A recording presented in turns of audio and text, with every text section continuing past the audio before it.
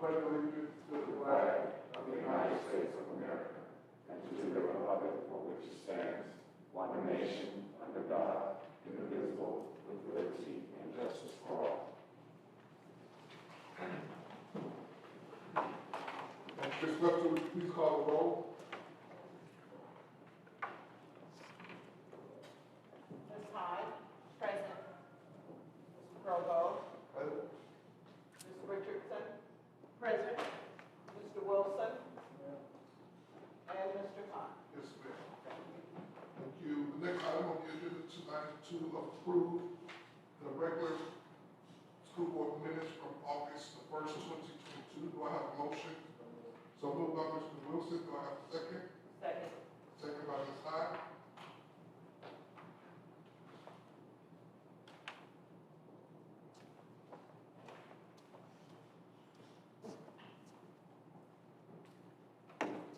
Ms. Richardson, Yes. Mr. Provo, Yes. Ms. Hyde. Yes. Mr. Wilson, and Mr. Khan. Yes, ma'am. Thank you. All right. Recognition of special guests and special announcements. Yes, we have a special recognition from Director Hayes.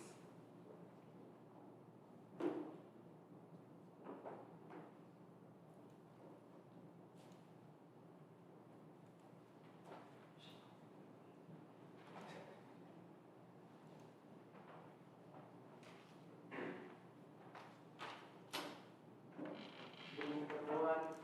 Good evening. Lord, we would like to first say we had an amazing weekend with our Soul Bowl, 47th annual event, and started out with a golf tournament on Friday morning. Well, I made sure that our board member was happy and he got second place, his team, and it's amazing because I was speaking with one of the golfers that played in front of you, and he said, man, they had this big old buff 22-year-old kid on the team that was hitting it so far, it was like 10 feet from the green. I was like, what are they talking about?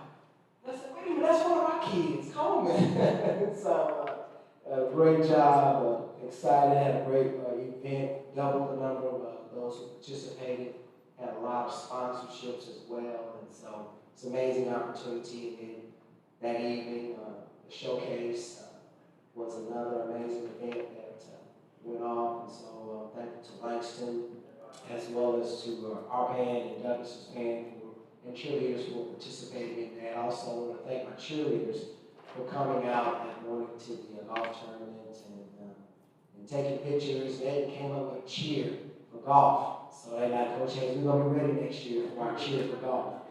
So it was an exciting time and got a chance to get some of our young men in there.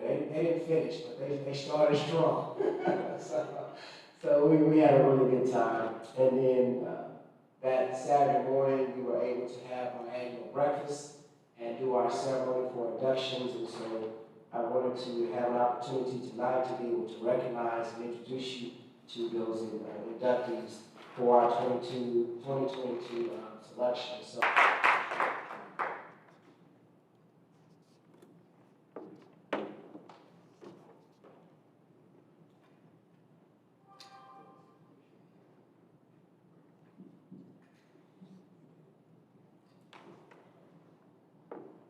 Next, we have Prentice A. Hunt Sr. And accepting that award for him is his son.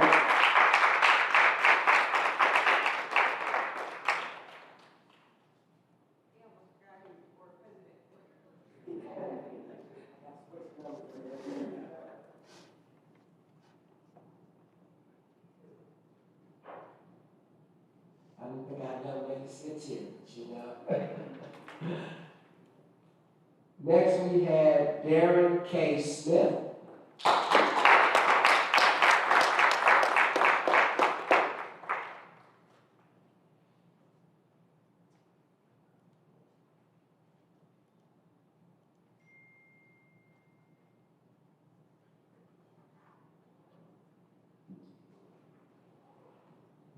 we have Craig Sherrill.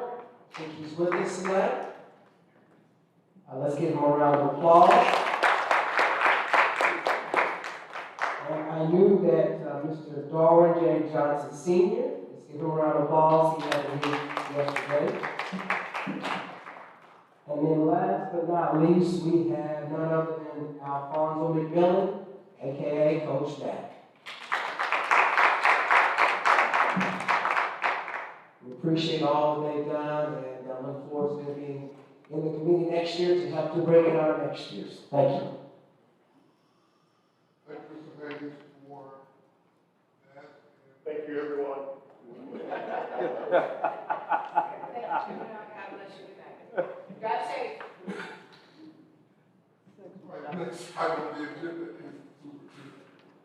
Yes, I'm going to trade out my superintendent's report, put them on hold because we have our treasurer present and he wants to go through the budget and the financials. So,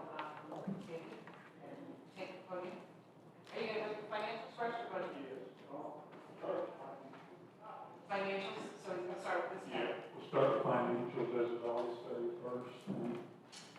Everything looks good up to this point. I mean, 2 months into the current fiscal year. We have done all of our filing that we're required to do all of the reporting to the State Department.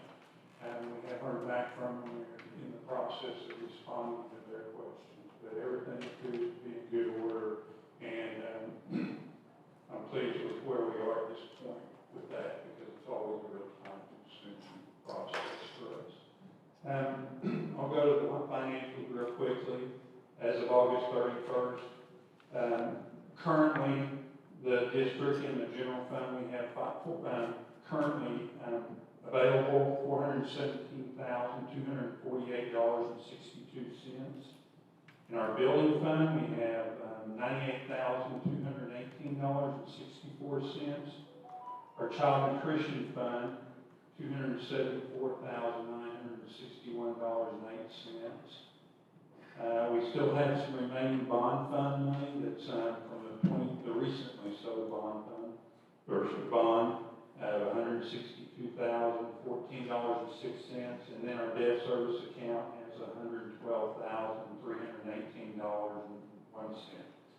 We currently have on hand at mainly at Bank of Oklahoma, $1,763,186.96. We have, and that wraps up the treasury report. Sorry if there's any questions. I will go to the budget now. We did recently receive our 22-23 estimate of needs. As you all know, that's what we use for the district to appropriate money for salaries and expenditures. We have seen an increase in our estimate of needs this year of approximately $1 million. Last year, the board approved, I'm speaking of the general fund, really the main operating fund. The board approved $7,680,000. This year is, the budget has been projected at $8,672,000. So it's $1 million more. And the reason for that is we are still in the process of receiving and spending ESSER money, the CARES Act money they have distributed those monies over the last 2 years during the pandemic. And we still have a large amount of money still left to spend in that, in those programs, as most schools do. And so that helps our budget because we're going to be spending those dollars and we're going to be claiming the money for those dollars. We finished the year in a negative situation in the general fund of $126,000. And the reason for that was that we had spent ESSER money that we claimed by June 30th. The State Department did not reimburse us those claims until the new year. So since school accounting in Oklahoma is based on a cash basis, we couldn't set up those dollars as receivable. We did collect those dollars in July and August. We just could not show them as 30th. So we ended the fiscal year in a negative surplus of $126,698.20. But since that time, we have collected those claims. So, but our budget total, our state appropriated money and our federal dollars and our negative surplus, we have an $8.6 million budget this year in the general. 8.6 or 8.8? 8,672,089.15. This document is very small. Oh, he updated. No, it's updated. He updated. He updated it. It's 8.8. Oh, he did? Yeah, he updated it. Oh, yeah. Yeah. But Right. one of the questions I have, David, was in regards to the negative 126, the claims that we received in, which were right up 879,000, that we received in July. What does that do to that total? Did they estimate that into this total? They did some of it, not all of it. Some of those dollars they have not appropriated. We can appropriate those dollars later in the year, but not the full amount that we receive or appropriated. Their federal dollars will appropriate them later in the year. There's some other small grants that were not appropriated either. We provided the auditors the federal dollars, but some of that money was, such as the reimbursements for last year, fiscal year 22, were not appropriated. And those come back as general dollars, not coming back as federal dollars, correct? They'll come back in federal dollars. Will they come back? as Yes. federal dollars? Okay, Yeah. all right. We'll have to show them as federal dollars for this year. Okay, all right. And they did, and I apologize, I made a copy of this and I forgot it had been updated, but we did add some counselor money, was that correct? Is that correct for this bump that budget up? That we're already. No, it was 723. He had, I think the 723 that he had in there was based on the claims, based Right, on the and that's, reimbursement for the claims, right, right? and that's what and we received made that. the increase. Yeah. So, the actual budget is 8.8 million, I'm sorry. Our building fund, the budget is $402,651.79. And it's worth noting on this one too, that we spent building fund extra dollars last year in the building fund. And, we did not get that claim until July either. So, we have a budget of $402,651.79, but it does not include the claim, the federal claim that was filed that we received. But those are easy things that we can appropriate. Since they're state and federal dollars, we can use what they call a 307 form. And it's a short form. It doesn't require publication or some of these additional costs. We don't have to have the county excise board approve it. The county clerk can approve it on their own. So it's a much easier process, and we'll probably look at that later in the year for both the general fund and building. Our child nutrition fund is $844,056.83, and that is a pretty big increase from the previous year. And that's due to having a large carryover in that fund, $277,378.96. So financially, I think it looks good. It's just the way some of these dollars, it's extra dollars, it's federal dollars that are coming in. But I think, moving forward for this fiscal year, we have increases in our state aid. We had an increase there, and we've had a little growth in our property tax. So overall, I think it looks really well. Any questions? All our students heard was that we got another $1 million, which is just in I want to talk a little bit about child nutrition. That revenue has increased due to us serving that third meal. So we serve dinner to most of the activities. And then also the inclusion now of Sunday, so we plan those meals that we have for the infants, that we serve them. So that's why that child nutrition has increased so much.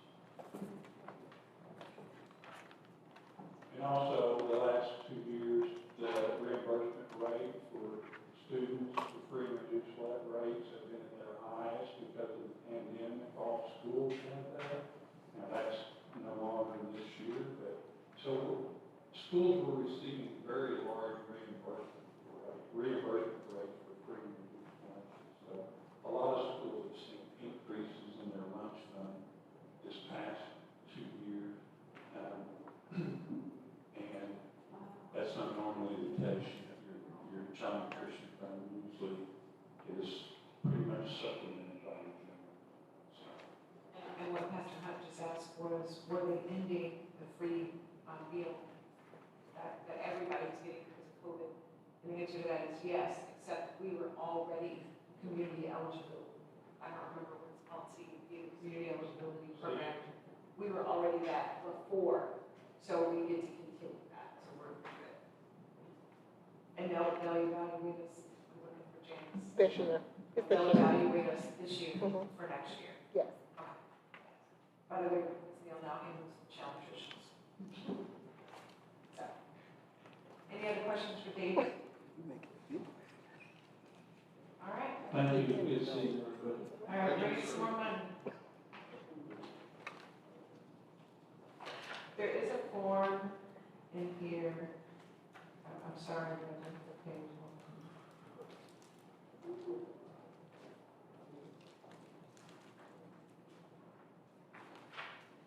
Actually, that is the budget summary, I apologize.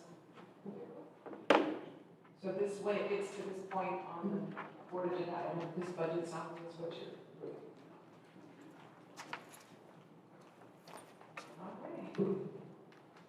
Next, we will have, Ms. Day, who will give a brief update of Mila, following her will be. And Ms. Green had her surgery this morning, she's doing great, she was already following the stimulus directives. Right, she got her surgery.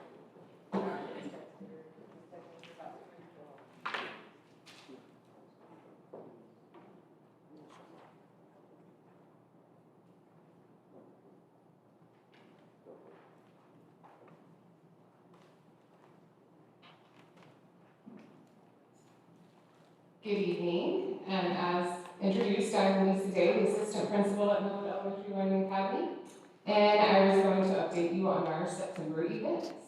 This morning, we started our weekly Monday morning meeting, which we call 3M. It's led by our amazing art teacher, Ms. Jennifer Christie, and a different teacher, a different class hosts it every week. And this morning, Ms. Dickinson's fifth grade class was our host. It went really well for our first morning. But we do that every Monday morning at 8:15. We also began last week and into this week our beginning of the year benchmark assessments. And this year we moved from STAR testing to iStation, which began last week, continues this week. We also this week have open house on Thursday evening from 5:30 to 7:30, where families will visit their child's classroom, have about a 15-minute presentation from their homeroom teacher, and we also will have our yearly Title I meeting preceding our open house festivities. And then September 19th through the 22nd, we will celebrate the high school's homecoming by having a spirit week at Mila, where the kids will have different dress-up days, different themed days each day of the week. We also, on September 20th, have our Mila Picture Day. Most students will have their yearly school pictures taken from 9 to 12 in the foyer area. We also have a science museum preview coming up, but the date and time is, or the time is 1:30, but the date is to be determined. We started last month a monthly assembly, and our first assembly, if you were there, you were treated to something very special. It was amazing. The energy was awesome, the band came and played for us, Ms. Green went over a lot of expectations for our students, the security our security staff talked to the students. It was a really great time. We had a dance off. Teachers had a dance off. Kids had a dance off. The kids who had the dance off were treated with Chick-fil-A on the screen last week. It was a good time. So we're calling that our True Blue Thursday monthly celebration. And then we also have coming up, very excited about a STEAM night at the Science Museum down the road, which is going to be September 29th from 6 to 8:30. And there's a flyer that is being generated around regarding that STEAM night. I'm super excited about that. All of our students will get to experience some hands-on science and also visit the Science Museum that evening. So that is September at NELA. Any questions? Thank you very much.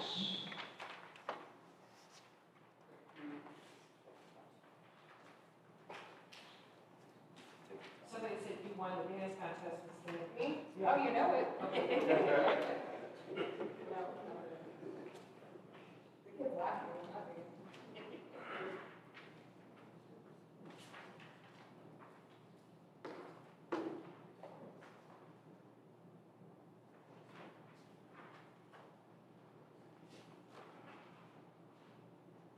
Okay, good evening, everyone. Good evening.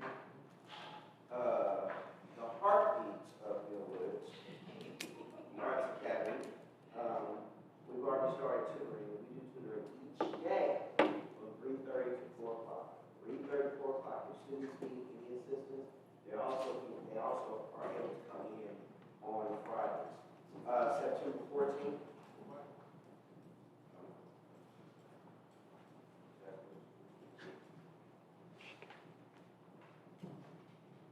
That's all right. September 14th, OK Plus for our new teachers, all the new teachers that have came on board with us this year, they will be going to UCO for their new teacher orientation, and also the new teacher professional development.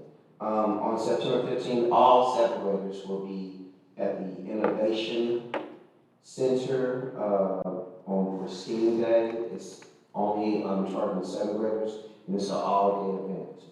Our open house will be from 5:30 to 7:30 on September 23rd. On last Friday, we did have a training with Dr. Bailey. She will continue her training on September 23rd. And September 29th, we will have our September celebration. Thank you to the Enrichment Foundation for providing pizza for the winning grade level.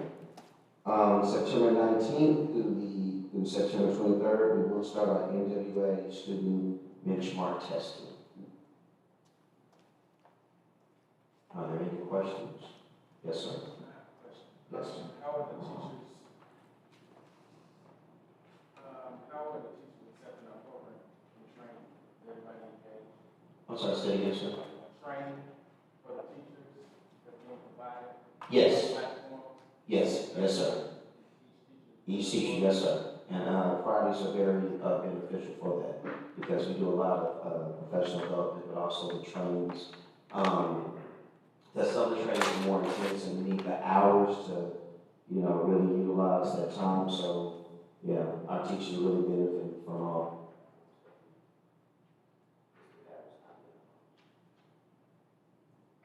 But all the teachers are benefiting from the platforms that we have.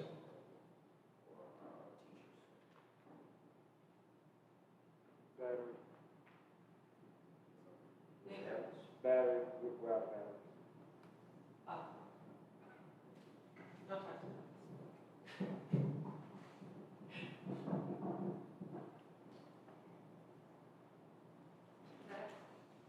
All right, thank you, sir.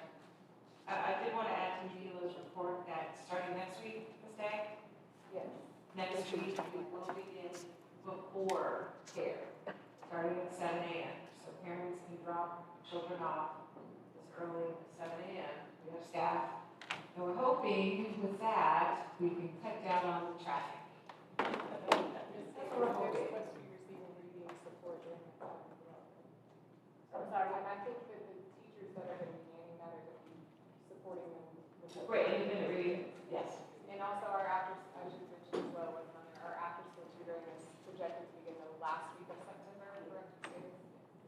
Last week of September for after school. Mr. Evans? afternoon, Superintendent, Board members. I'm Fred Evans, Principal of Millwood High School. Calendar for the month of September. September 13th, which is tomorrow at 4:30, I will host here a family support group PTO interest meeting.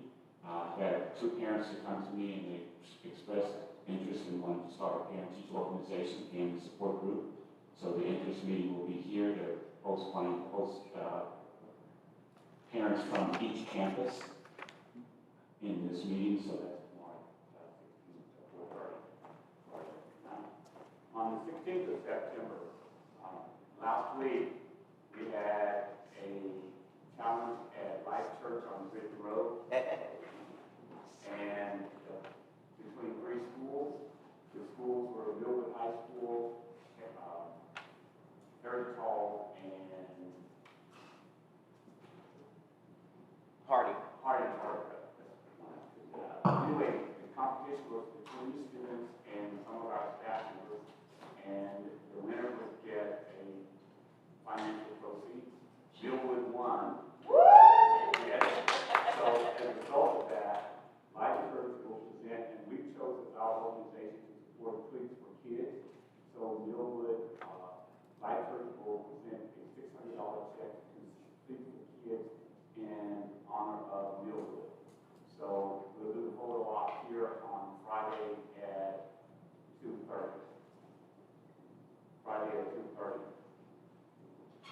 On the 19th of September, the week of 19th September, will be our benchmark number 1. Our students have already engaging. We're talking to them about what benchmark really means, how we start. So the week of 19th September, which is a week from today, we start benchmark number 1. On the 22nd of September, the Lincoln chapter of AKA, in honor of voter registration month, will host a voter registration here at our high school for our high school seniors and those juniors who may be of age.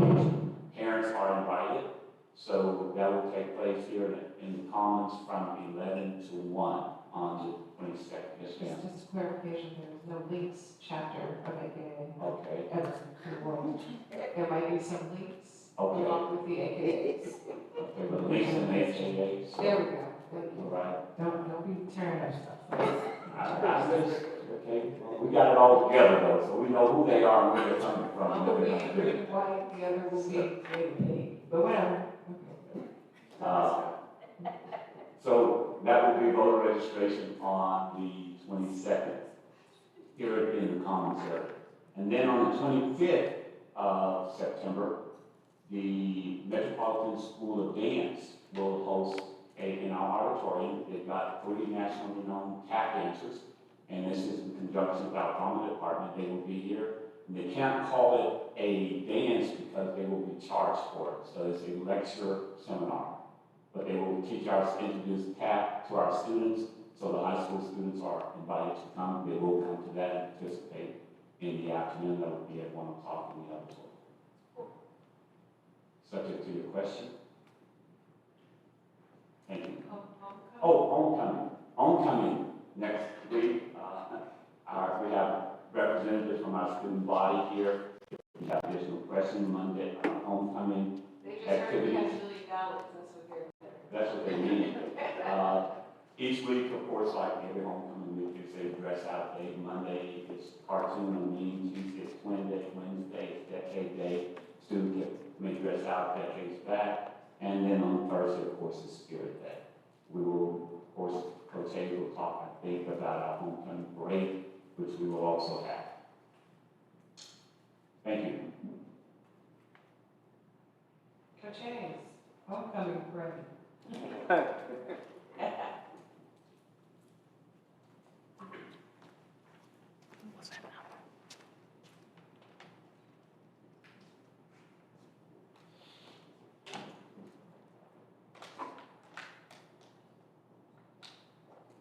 Well, we had one more of our inductees come in, so Mr. Craig Sherrill, if you would, come on up.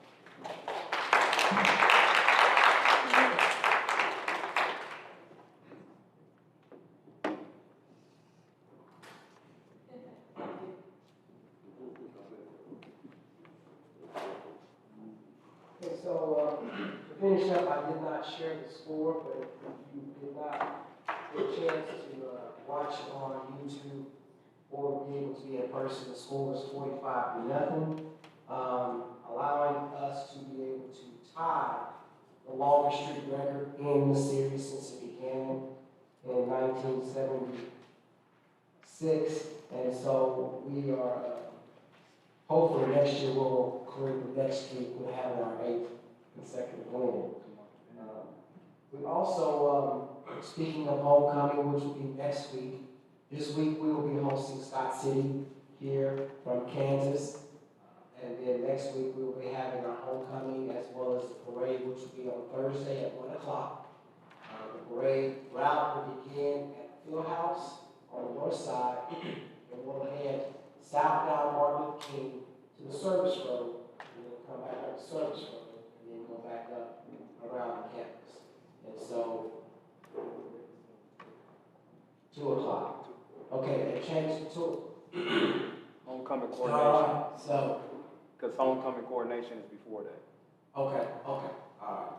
I know we had adjusted because of me making sure we could get everything set, so we were going to be able to get back in the classroom, so, okay. So we're cutting it close to 2 o'clock. All right, so we'll get that adjusted and make sure. Also, we just kind of wanted to share a few other things in the golf tournament, just from a financial standpoint. We're currently about around $22,000 is what we've raised. We still have a few more things that we have to get collected, so we're estimated to be probably around $28,000 to $29,000 when we get done. So we're excited about that. The showcase, they raised $4,300, and so a little amount for them as well for that.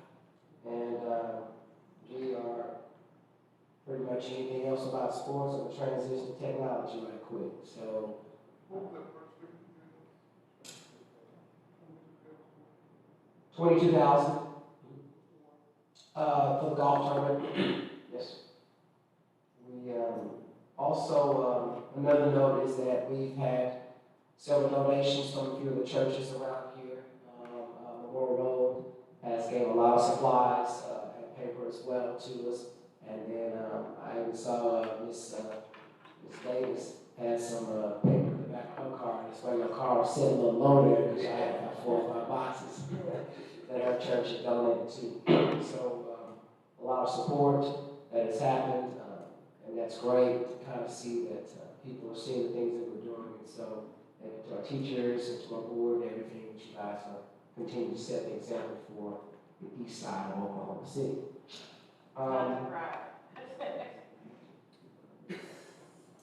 Keep texting. All right, so the technology, we got some news today. Ms. Henderson shared with me that we have Chromebooks for our kids from 3rd grade all the way up. With our numbers of students that we've had in the lower grades, we still are missing a few more iPads, so we're going to get those ordered and get those in our kids' hands as well. We've brought on a new program called Clever. And what this program does is it makes it so much easier for not only our staff, our teachers, but also for our students, that they will go to one place and it has one login and it gets into every app that they need in order to be able to function, from Dojo, Classroom, and all of it, so they don't have to memorize, and then parents have to even figure out when they got to log kids in, so it makes it so much easier. So that is a program that we have implemented, and so far I've heard nothing but good things about it. So we're thankful to Mr. Henderson and Mr. Murray for continuing to keep that going as well. We also received 100 Chromebooks that United Systems has had for a while, and so they got them fixed for us for free, so we didn't have to pay for those.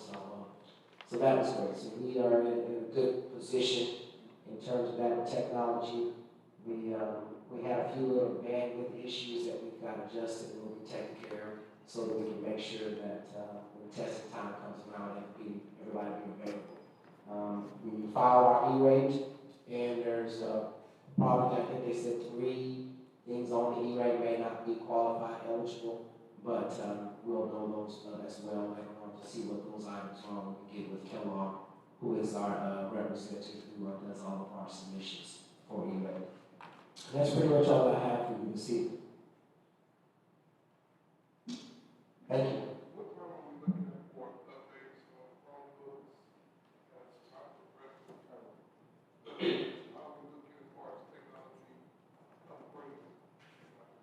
Well, whenever y'all give me money, I'm gonna spend it. If you don't give me money, please spend it. You know, the life expectancy, and for the most part, kids have been pretty decent. But we try to use about 5 years is their life expectancy of our Chromebooks. And we try to exhaust those, and then when we do, we try to give them to our seniors, you know, literally at a minimum cost of nothing, just to donate the ones that we are putting out of service.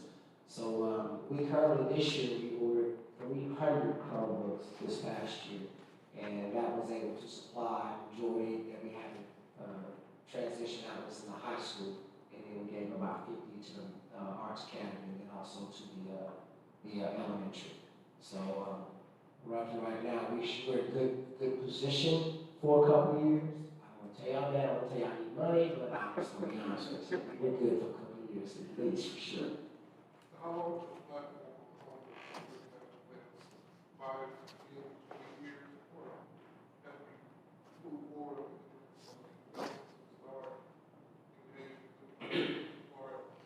Well, it's economical, and then to be able to put something more expensive in the hands of our kids, because right now, the insurance policy is $30 a year. And so that is really affordable versus when you start putting like MacBooks and things like that. Like our teachers, it's like $100 and something a year for them to have that insurance to protect. So trying to keep that minimum cost to our parents' Chromebooks to see is really the most affordable way to keep it and maintain it. Like I say, if they break it or drop it, insurance covers it all, and they can continue to keep moving on. That was better than my answer. My answer was no.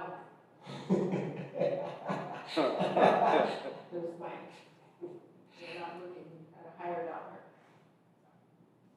I just want to come back on what, it's time to progress, everything moves to not Chromebook, to make your Chromebook today, but technology, this. Right, I would think Chromebook is just going to continue to Continue evolve. to Yeah, evolve, yes. we've cycled out all of most of the ones like the first era, because like I found some the other day, Nick said, oh my goodness, these are worthless. It's like paper. Yeah, and So we've they seen, they are definitely, even some of the the outside cases, some of them now are a lot more sturdier, Right. than the ones we first had. So they're testing and knowing that they need to get them more friendlier for our students. So yeah, so I think Chromebook actually is the #1 tool in schools. That's what most schools purchase is that. Yeah. It just makes the most sense. But it is about a 5-year cycle. Yeah, and they're very easy to put in their backpacks and carry, and so yeah, they're the most feasible, economic, and they're most cost effective. And with everybody going down to Google Apps and going that direction, it's the best way to do it. Thank you. Thank you much. Next, we are going to talk about accreditation. You should have a copy of accreditation letter in the packet. I think it's on the right side, is that right, Ms. Lefset? It says Oklahoma State Department of Education. And so this is our accreditation status. Would you like to They, I don't think they have we uploaded it? Okay, all right. Well, I can tell you what it is. So all of the schools were accredited received accreditation with no deficiencies. The district, however, received accreditation with one deficiency. And what I just sent to you is what the one deficiency is. It was in the area of special education. And it came down to what Ms. Cato has been reporting for the last couple of times she's been here to report. And it was child found, essentially. Once we've identified a kid, we got to get them tested in 45 days. If we don't, we're in trouble. We didn't do that for 3 years in a row. That was what got us to this point. Ms. Cato came in last year, cleaned it up, we're back on track. They'll release the new numbers in November. We will be out of trouble, which will catch up with us on the next accreditation status. Makes sense? second, I really wanted to speak to you. All right, then from there, we will go into just a couple of notes. The first one, before I look at stuff, is Pastor Hunt, myself, and John Pettis. And for those of you that I haven't informed, I kind of moved Mr. Pettis to a different position. He is working in what I'm calling a community liaison position, so he's helping us out with permits, licensing, and lots of things that we have to do with the city. But he also is helping us out with zoning. So the way that zoning works this is for board seats. And the way that those board seats work for zoning is every time we get a new census report, we have the opportunity to rezone where the board seats are in the district.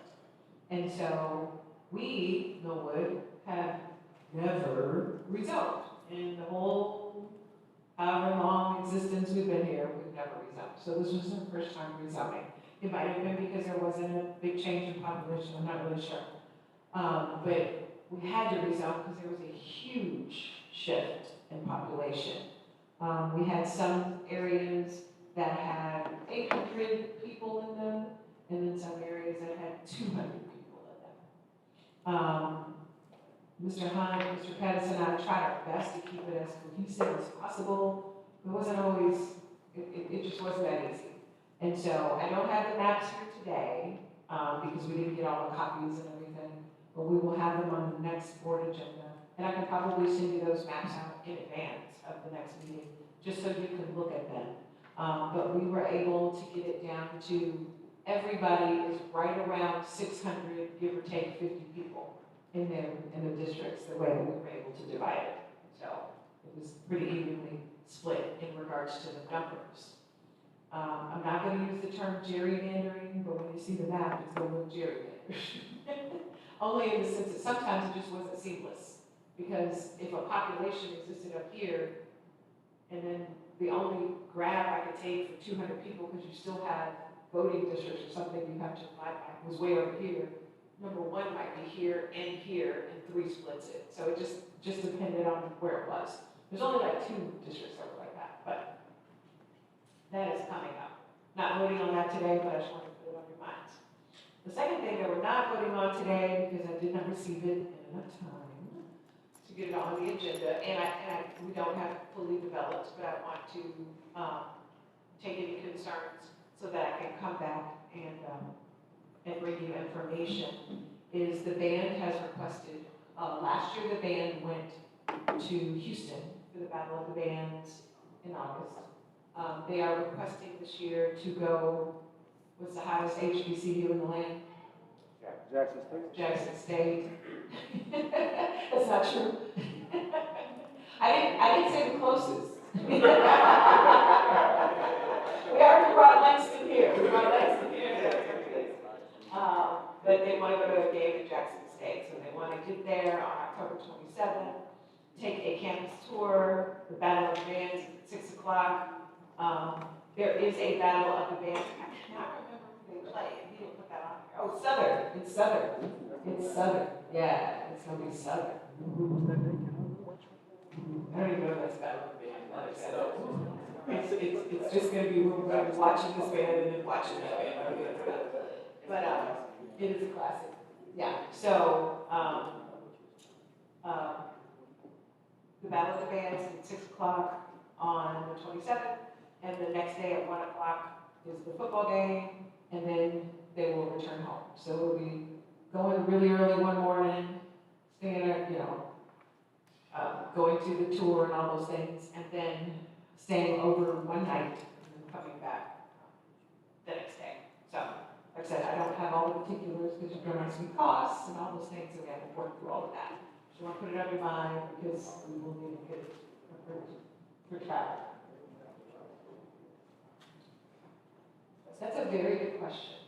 Will they be able to drink the water? No, it's Jackson Pacific. I mean, that's a really good question. Very good question. Fred said we could get it in from his hometown. Some clean water. It's dirty, I guess, they want to It's use. dirtier than this.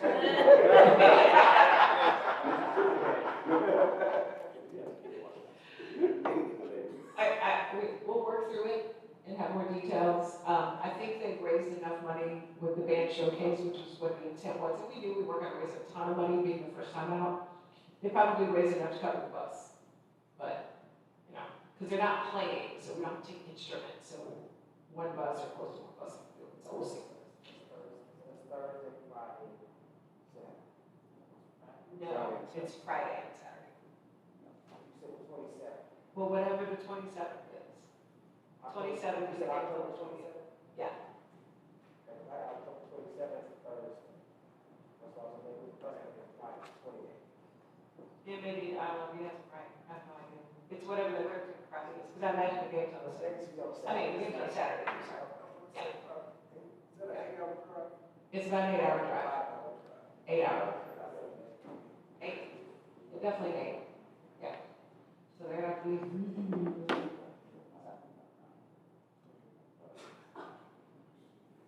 So, no vote, just put it out there that they're working towards that. All right.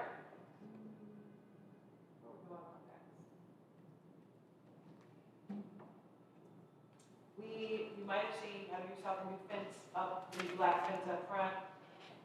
We've now added the automatic closer and opener on it.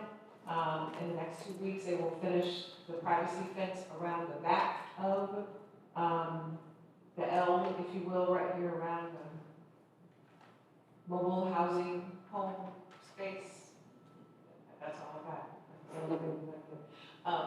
That's gonna be finished, and then the fence for this back area, is coming up in the next couple of weeks. Once we secure a permit from the city, we will be able to close those fences over the weekend. The permit will allow for us to close them and give access to the police and fire as necessary. And so we will be able to close off the campus, once we receive those. So we're about a month out from that, but the fence company has filed the permit, we just have to wait for city planning for approval. All right, future bond. Whew. Here we go. So, what I'm going to do now is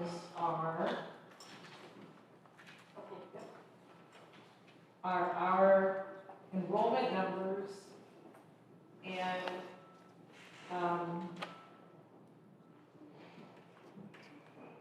transfer numbers from last year and then this year.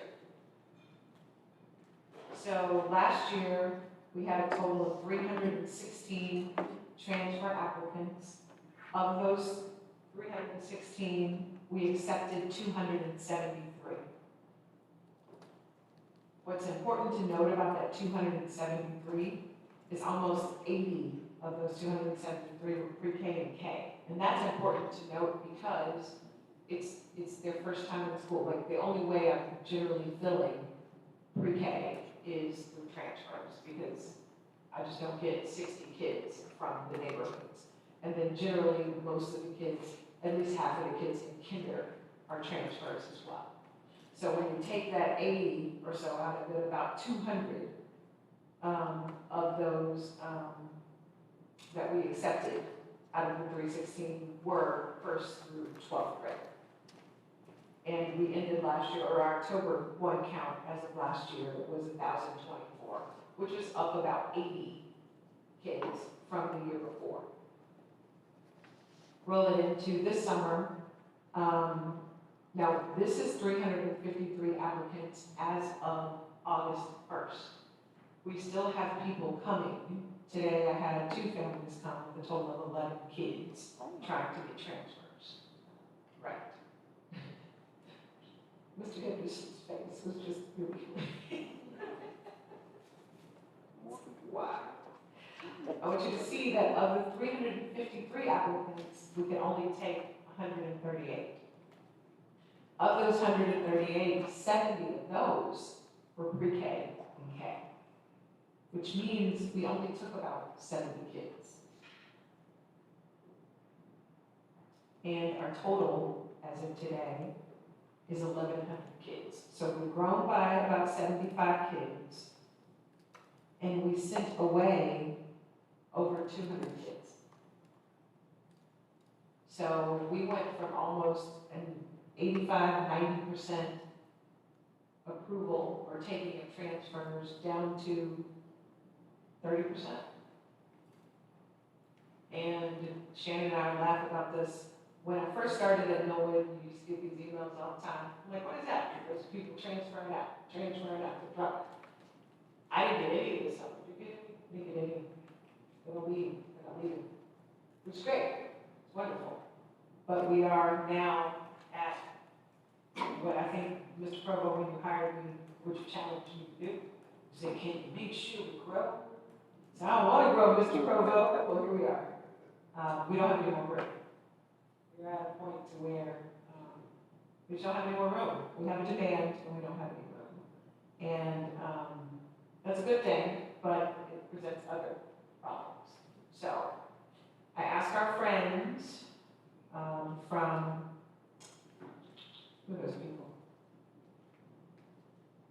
Smith and Pickle.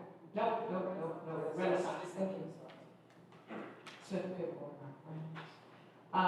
To come in and walk through the building. We're gonna just call it our South building right now, South Campus that Langston occupies. And see what it would take for us to get that ready. So what you have, and there is a vote for this in there somewhere coming up. It's a green light 360. And that will draft us a floor plan, tell us the square footage of every classroom, every space. And that's the kind of work that we need to do in order to see what that building, the potential of that building. It'll help us establish what the possibilities are, tell me what walls are temporary, what walls are, what do you call them? Load bearing. It'll give me all of that information so that when we start to plan, we can have an idea of what we're planning with. So that is in there for approval. What you will also see in there for approval is Stephen L. Smith Corporation. This is their scope of services to just continue to service our current bond payments.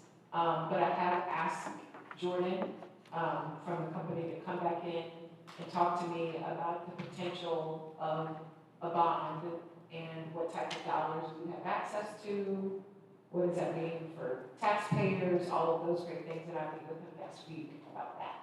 So, questions about numbers?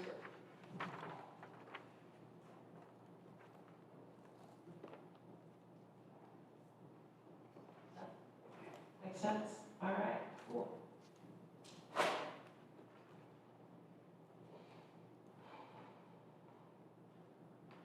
All right. The next one is a grant. Ms. Simone Thompson has done it again. She has secured a $1.63 million grant from FEMA. She said her goal this year was $2 million, but this window council is now up to $3 million. So I'm just saying, because, I mean, we can't be like this close to 2, you just, wait, and it's just August, it's September, right? So this grant is for, there we go, UV air filtration systems around the campus.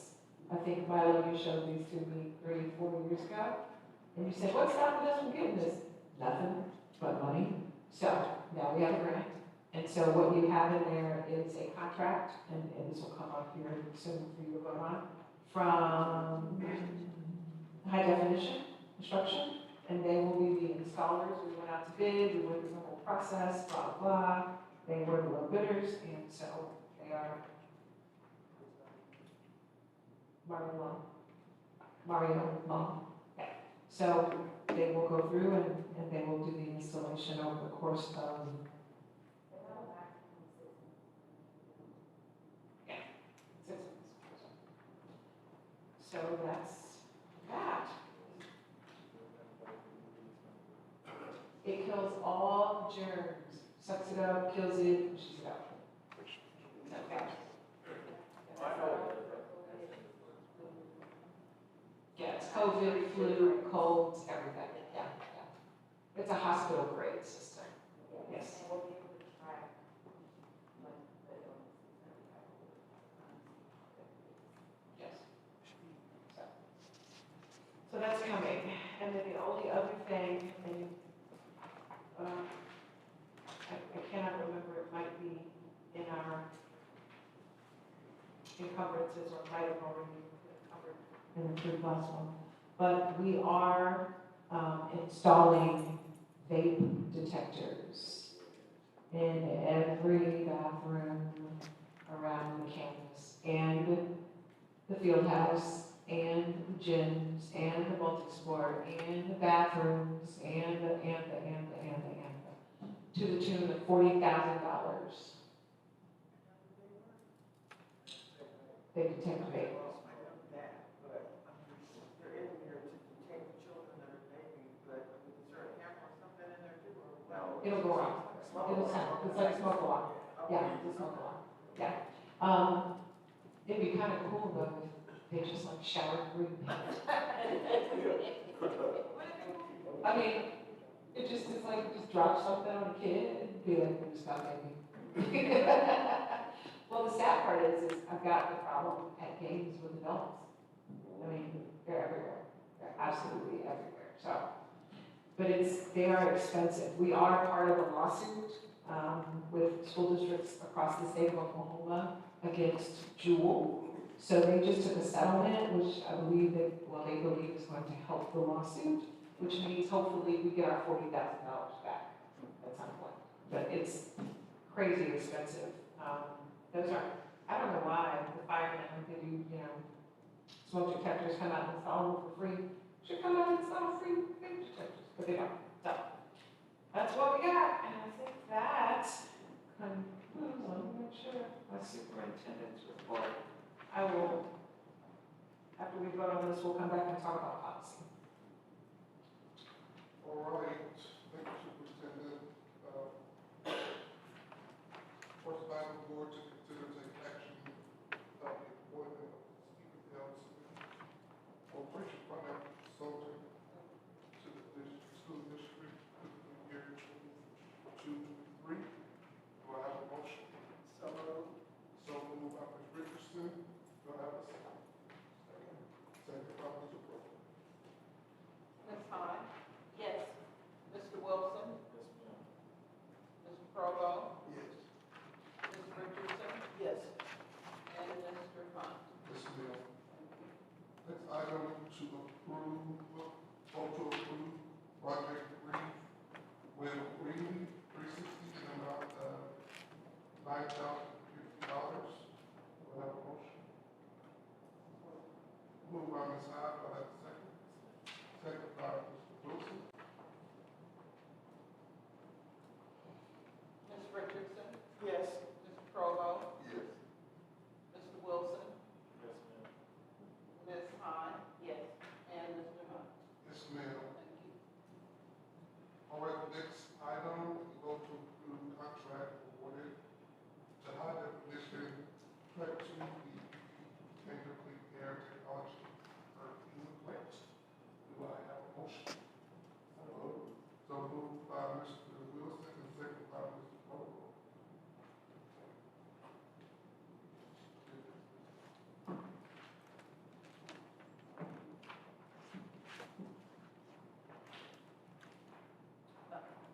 Second by Mr. Vogel. Okay. Okay. Ms. Hahn? Yes. Ms. Richardson? Yes. Mr. Provo? Yes. Mr. Wilson? And Mr. Hunt? Yes. All right, we talked about the next item is the enrollment. Yes, I do not have any current transfers as of the posting of this board agenda or any appeals as well. Thank you, Superintendent, we already have treasury report, and now we're to the board policy. Yes. So first board policy school bathrooms, I am going to table that policy until, probably November. There are still some things being worked out with the state in regards to regulations of other school districts, and so it doesn't go into effect, so I'm going to table that one.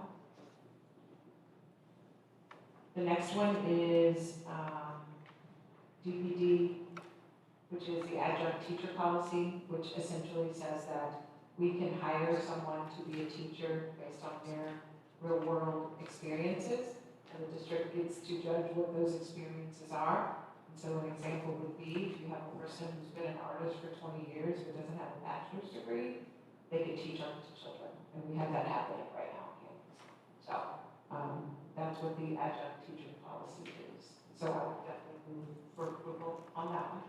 Well, let me be clear, we don't get to disapprove. It's just what we want to see it. They all have to be approved. The alternative leave program, you just got an update to that. Ms. Webster went around and handed these out. And we were, better said, I was under the impression that our leave program could only be laid out according to our collective bargaining agreement, which only teachers belong to. But we were corrected, and that if we have a leave policy, a leave sharing policy for any group of employees, we have to have one for all employees. And so this allows for us to operate a leave sharing plan for all district employees. The only thing that I need for you all to recommend is the guidelines under which we would operate this. So currently, the Leave Share program for teachers only allows for teachers to donate up to a certain amount of days. I'm gonna say 20. Well, it depends on how long they've been employed. Right. It's scaffolded based on their employment, right? So, so there is a policy that's outlined for teachers, and I'd like to follow that for everyone. It's probably the best way to say it. And you are only eligible for the leave sharing program if you've worked in the district for a certain amount of time, correct? So you can just start yesterday and get leave sharing? I guess somebody would have to donate. Yeah, okay, all right. What I'd like permission to do is to model the leave sharing for all of the employees after the one that we do for teachers, since that one's already something that the unions voted on and they agreed with. So my question is, Who likes that one?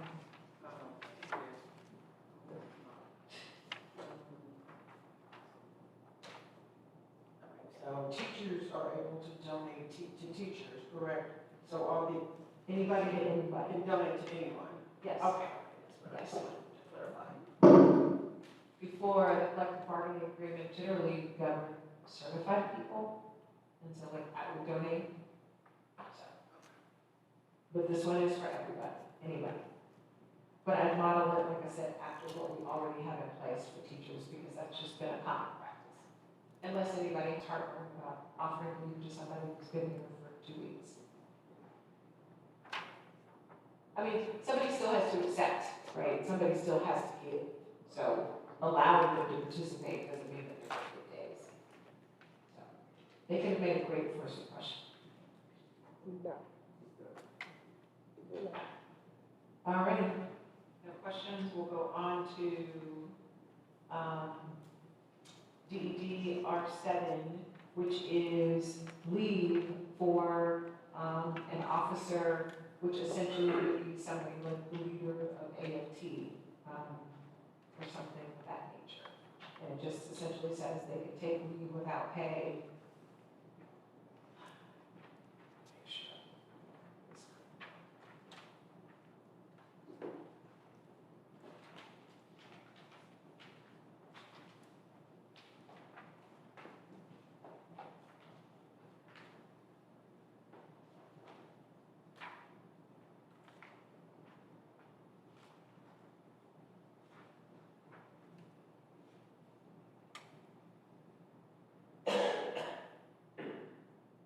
Yeah, it's essentially saying that they can, if they are an officer, they can request for an unpaid leave of absence to hold an office as an officer, a director, a trustee, or an agent of a national, statewide, or school district employee association. So if somebody left to work for AFT or the union, they could hold their position in Millwood unpaid and go work for someone else.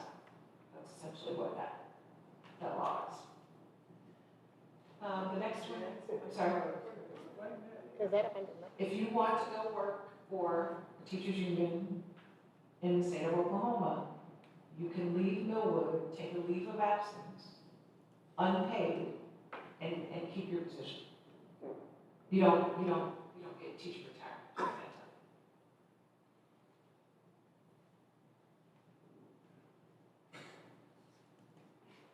If you don't like these rules, all I can say is vote. That part. That's what I got. The next one is student ID cards. We currently have student identification cards and we use them. This law says that we have to mark them for internal use only. It's like, I don't know, the kids use them as their driver's license. Anyway, sorry. And you also have to include the National Suicide Prevention Line on the back, which we already do. We do not currently mark them as for internal use only. Going forward, we will. It's another rule. You guys are looking at me like, why is that important? I don't know. Like I said, they're using them as driver's licenses. I don't know. And they have to display them, the cards, while they're on campus, and it says that the district will lay out disciplinary action for kids who do not have their ID cards while they are on campus. This is all done to keep kids safe. And then the last one is in regards to reporting annual notifications of giving. It gives us calendar dates of what we need to report in regards to taxes to be paid on or not paid, or given credits for donations made to our 501(c), which is the Enrichment Foundation, or to the school. So, and this also outlines what amount you can receive a tax credit, a personal tax credit for.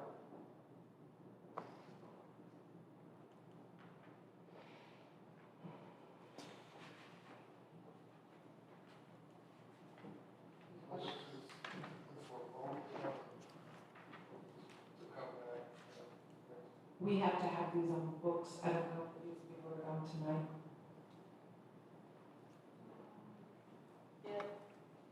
If possible, yes. If not, try the next meeting.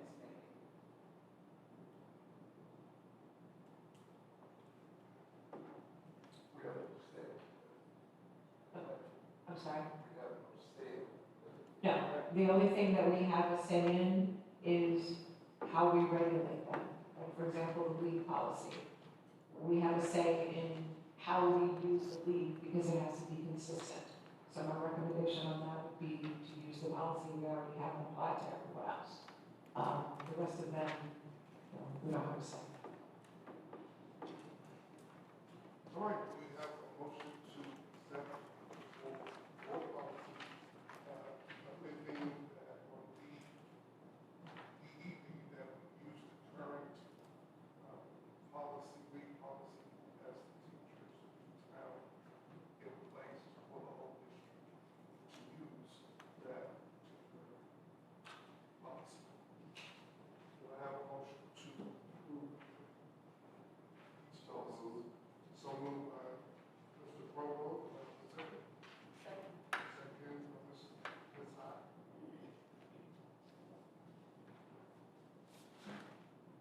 And that motion was to approve all policies except the first one, which is revised.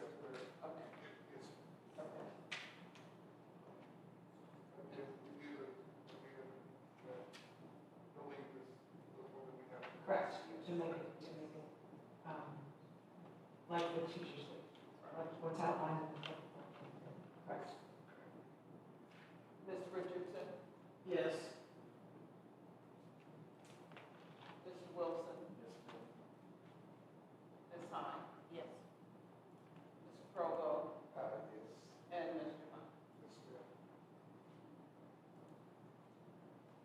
All right, the Millville Board of Education uses a consent agenda for the school board meetings. Item routine nature, approve that board meetings will be approved by one vote unless a board member desires to have a separate vote on any or all items. The consent agenda consists of consideration, review, discussion, and possible motion to approve the following items listed under the appropriate category identified individually by number in or alphabet items. Items eight A to eight B, 9A through 9T.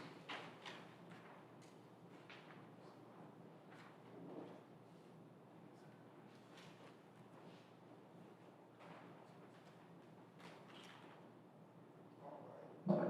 Sue, Sorry. I'm asking, can we go ahead and discuss the consent agenda? Oh, you want to go through it? All right, each one, or do you just, each one? All right, the first one is our gifted and talented advisory committee for the school year, so that's just for approval. And that is a discussion led by Ms. Theory, about what we will do to support our gifted and talented students in the district. The next one is statutory waiver for DREG for alternative ed. Essentially, we don't have any students who meet the qualifications for alternative ed this year at Millwood. And so, in such, we are not going to provide the service. But the only way we don't provide the service is if we file for a DREG. So that's what that DREG is.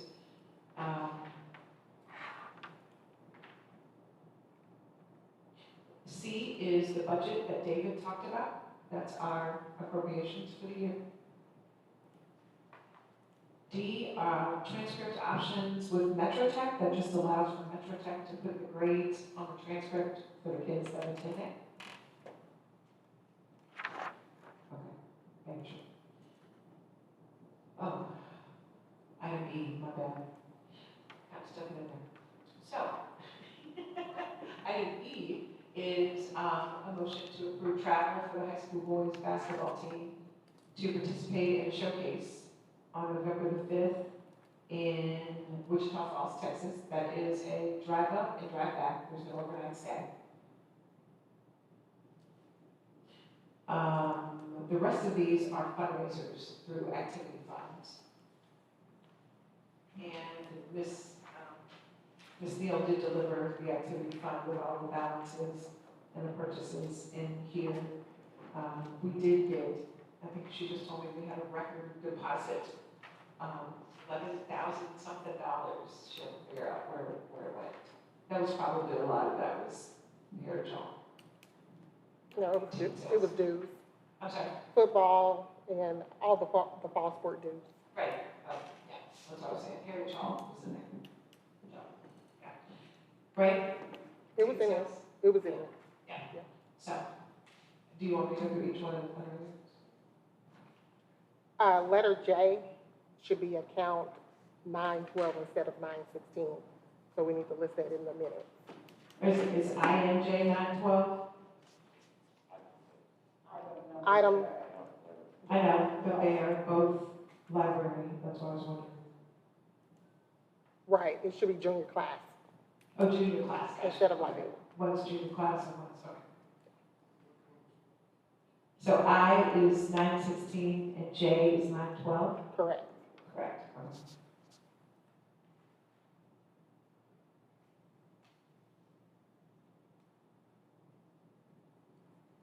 And J is for the junior class, not the high school library. What is the same? One's snacks, one's coffee. Coffee is not a snack. Do we have any questions concerning the consent agenda? All right, do I have a motion to approve the consent agenda? I move that we accept the consent agenda with the corrections to, item J, I, J, and J. J, I and J. Only J. Only J. Yeah, only J. Only J? Only. Only J. Only J. Not OJ. All right, so moved by Ms. Richardson, do I have a second? Second by Ms. Hyde.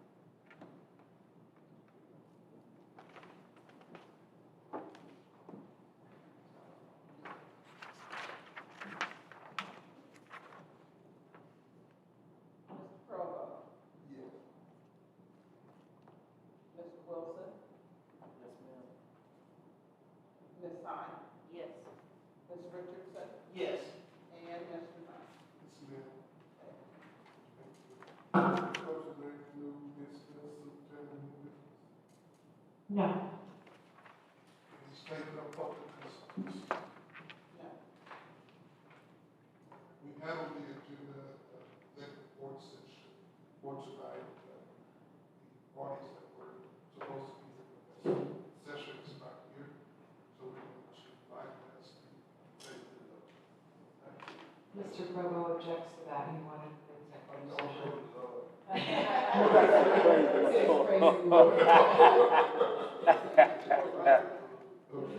All right, so the next item on the agenda is to vote to adjourn this meeting for tonight. Do I have a motion? And I think we have to vote not to convene in the executive session for that purpose. Okay, yes. Do I have a motion not to convene into executive session? So moved. So moved. I actually think that you have to vote to go into executive session, and everybody has to vote against it, because the item is written to go into session. That's right. Yeah. Correct. Yeah. May I have a motion to go to executive session? So moved by Mr. Wilson, do I have a second? Second by Mr. Provo.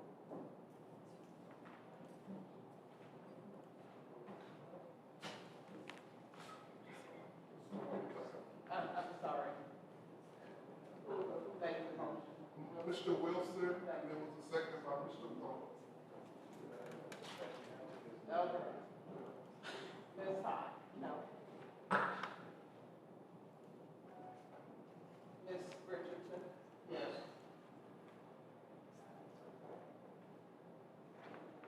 Mr. Provo? No. Can I retract my vote?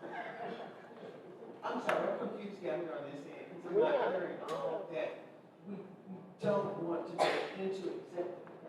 Let me go into the question part, because I'm not hearing everything down on this end. Okay, so it's on the agenda, I see this, but I don't, The party that requested it is not here, but the way that it was written.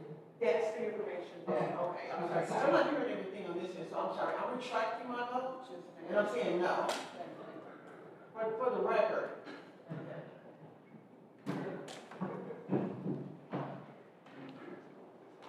Mr. Provo? No. Mr. Wilson?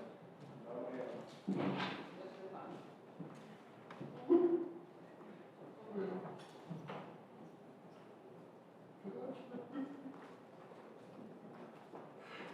All right, next item. One other thing, please. I am so sorry. Back to the minutes that we approved, Mr. Wilson was not at our last meeting. So I don't think,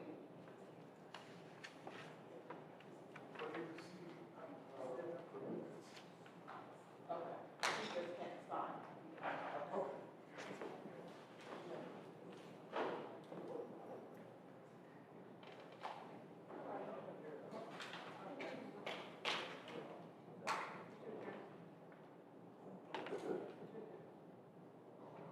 What you do with what? Pardon? Were you finished? Yes, sir. Okay. I have a motion to adjourn this meeting. Do I have a motion? So moved by Mr. Wilson. Do I have a second? Second by Ms. Hyde.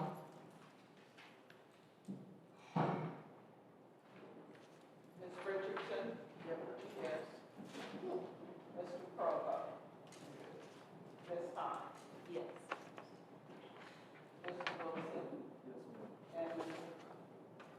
Yes. She said that. I said your name. Okay, thank you, Ms. Webster. Yes, meeting adjourned. Board members, please do not move. There is items that we need to sign. Thank you.